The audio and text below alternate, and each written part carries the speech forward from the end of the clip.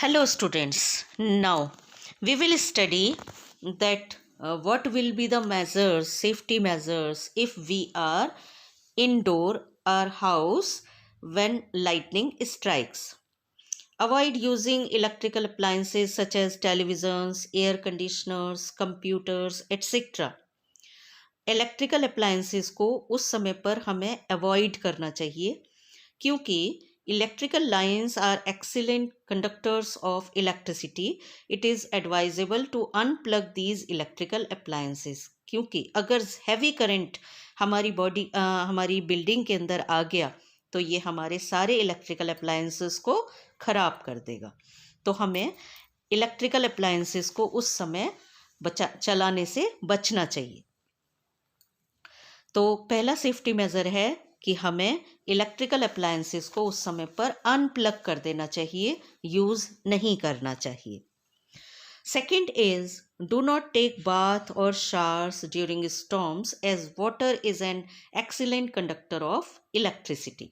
दूसरा क्या है कि हमें उस समय पर पानी से बचना चाहिए क्योंकि अगर हम नहाएंगे या शॉवर लेंगे तो क्या होगा, वाटर के कनेक्शन में आएंगे और जैसे ही हम वाटर के कनेक्शन में आएंगे हम इलेक्ट्रिक चार्ज के हमारे ऊपर आ सकता है, हमें इलेक्ट्रिक शॉक लग सकता है. तो हमें बचना चाहिए ऐसी चीज़ों से जो इलेक्ट्रिक कंडक्टर्स हैं. Next, during a thunderstorm, avoid contact with telephone cords, electrical wires, and metal pipes. It is safer to use mobile phones and cordless phones.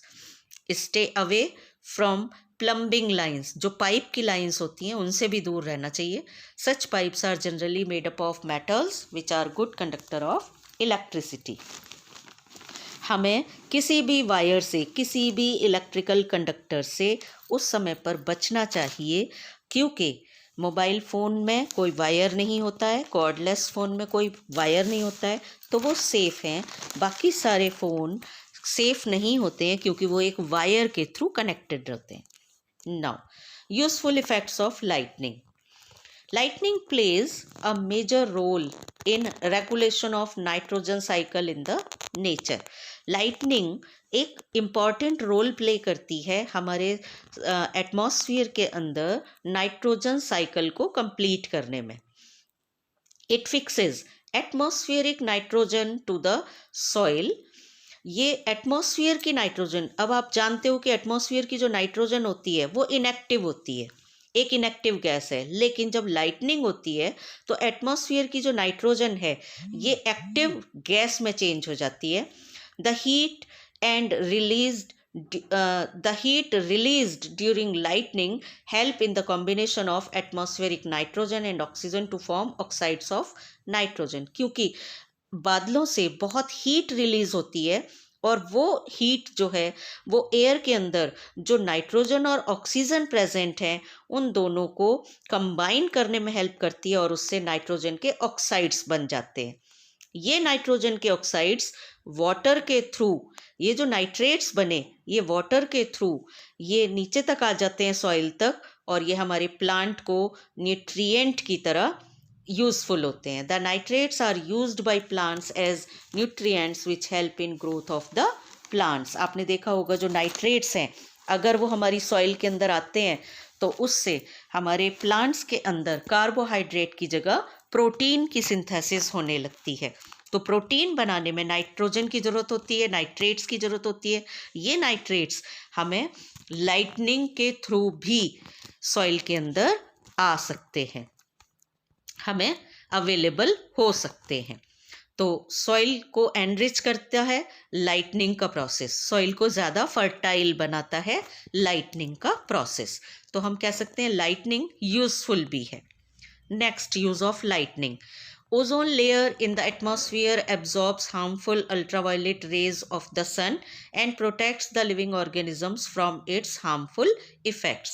जो ओजोन की लेयर है वो सन की अल्ट्रावायलेट रेज को अपने अंदर एब्जॉर्ब कर लेती है और जो लिविंग ऑर्गेनिजम्स हैं उनको हार्मफुल इफेक्ट से बचा लेती है. Electric discharge during lightning results in the formation of ozone from atmospheric oxygen. अब क्योंकि हमारी एयर गर्म हो रही है और जब एयर गर्म होती है तो ऑक्सीजन ओजोन में चेंज हो जाती है, जिसकी वजह से हमारी जो ओजोन की लेयर है वो ज़्यादा थिक हो जाती है, ज़्यादा अच्छी हो जाती है, जिससे वो अल्ट्रा वायलेट रेज को अपने अंदर एब्जॉर्ब कर ले और सन से अल्ट्रा वायलेट रेज को हमें बचा सके। It is believed that lightning played an important role in the evolution of life on the earth. ऐसा माना जाता है, साइंटिस्ट ऐसा मानते हैं कि शायद हमारी अर्थ पर जो लाइफ ओरिजिनेट हुई, लाइफ का इवोल्यूशन हुआ, लाइफ शुरू हुई, उसका एक उसके अंदर जो एक रोल था मेन, वो लाइटनिंग का था। लाइटनिंग की वजह से ही हमारी अर्थ पर लाइफ इवोल्यूट हुई या इवोल्यूशन उसका हुआ। तो मीन्स लाइफ का जो ओरिजिन है हमारी अर्थ के ऊपर, ये इसके अंदर एक मेन फैक्टर लाइटनिंग भी माना गया है। ऐसा साइंटिस्ट मानते हैं कि लाइटनिंग की वजह से ही हमारे अर्थ पर लाइफ पॉसिबल हुई है, लाइफ स्टार्ट हुई है। क्लियर? ये लाइटनिंग ने ही जब हमारी अर्थ पर लाइफ स्टार्ट हुई थी तो लाइटनिंग का उसमें बहुत बड़ा रोल था। नाइट्रोजन साइकिल में और लाइफ ओरिजिन में लाइटनिंग बहुत हेल्प करती है।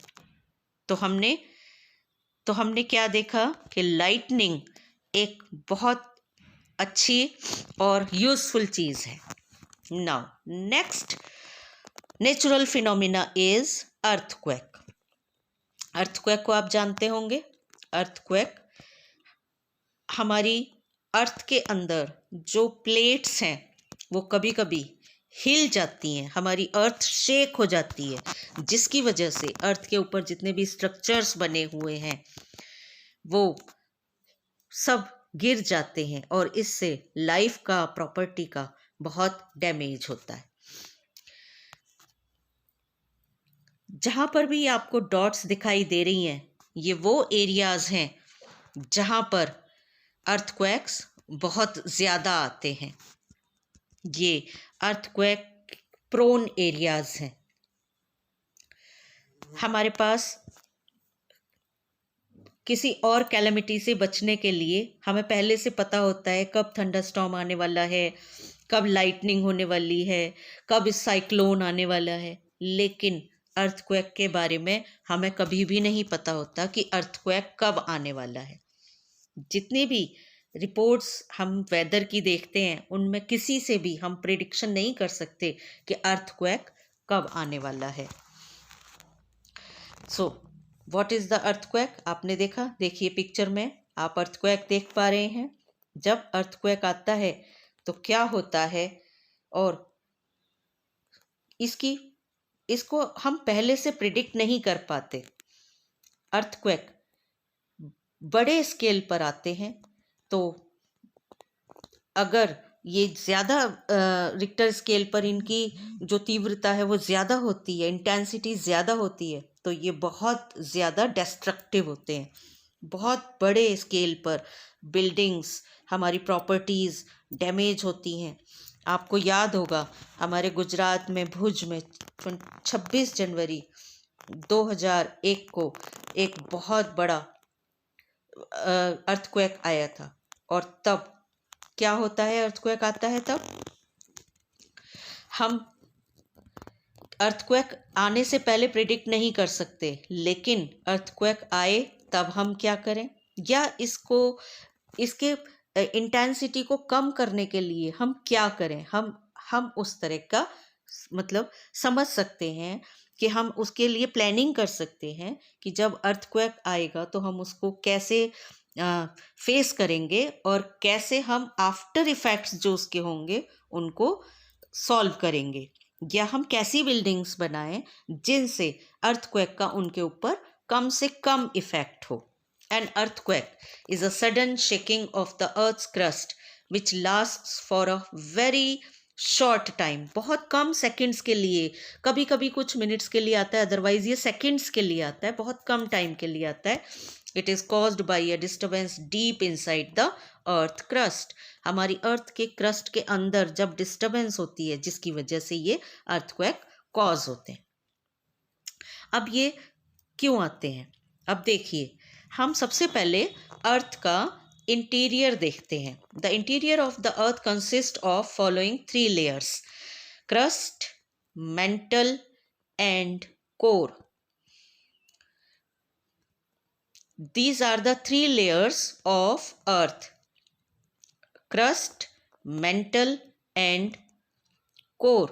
सबसे ऊपर वाली क्रस्ट, उसके बाद मेंटल, और उसके अंदर सबसे अंदर वाली कोर कहलाती है। This diagram is given in your book also.